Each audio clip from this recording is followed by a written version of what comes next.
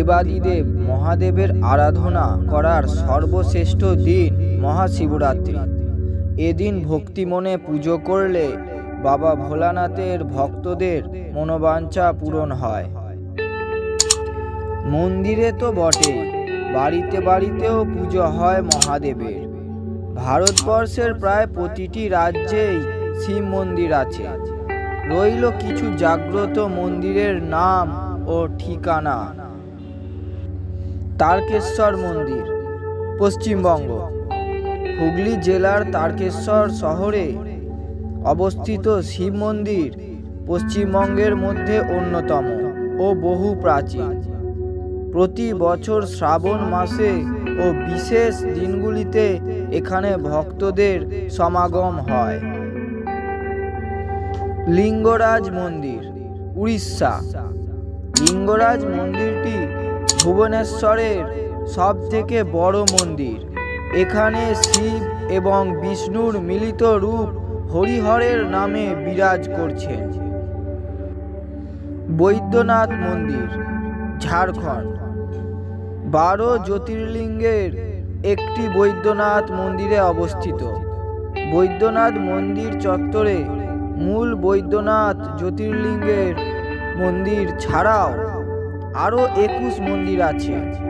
এছাড়াও কথিত আছে রাবণ এখানে শিবকে খুশি করার জন্য তপস্যা করেছিলেন।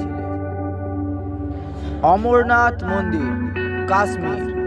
অমরনাথ ভারতের পরিচিত তীর্থস্থানগুলির মধ্যে অন্যতম। এখানে পৌঁছানো সকলের পক্ষে সম্ভব হয় না।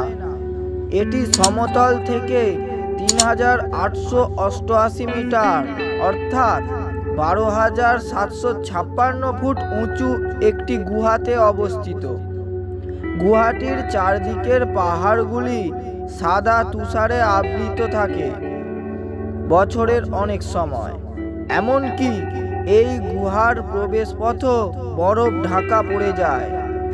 অমরনাথের গুহাতে চুঁইয়ে পড়া জল জমে শিবলিঙ্গের আকার ধারণ করে। কেদারনাথ মন্দির, উত্তরাখণ্ড।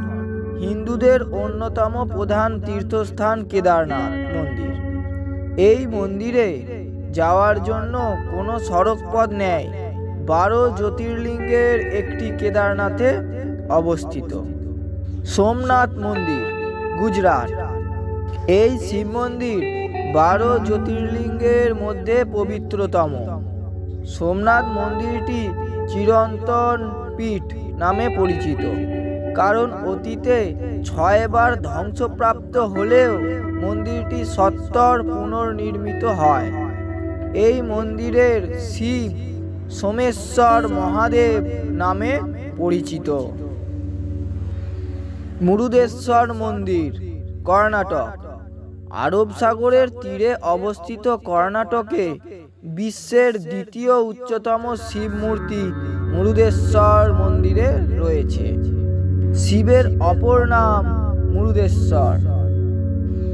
কোটিলিঙ্গেশ্বর মন্দির, কর্ণাটক। এই শিব মন্দিরের বৈশিষ্ট্য হল এখানে 1 কোটি শিবলিঙ্গ রয়েছে।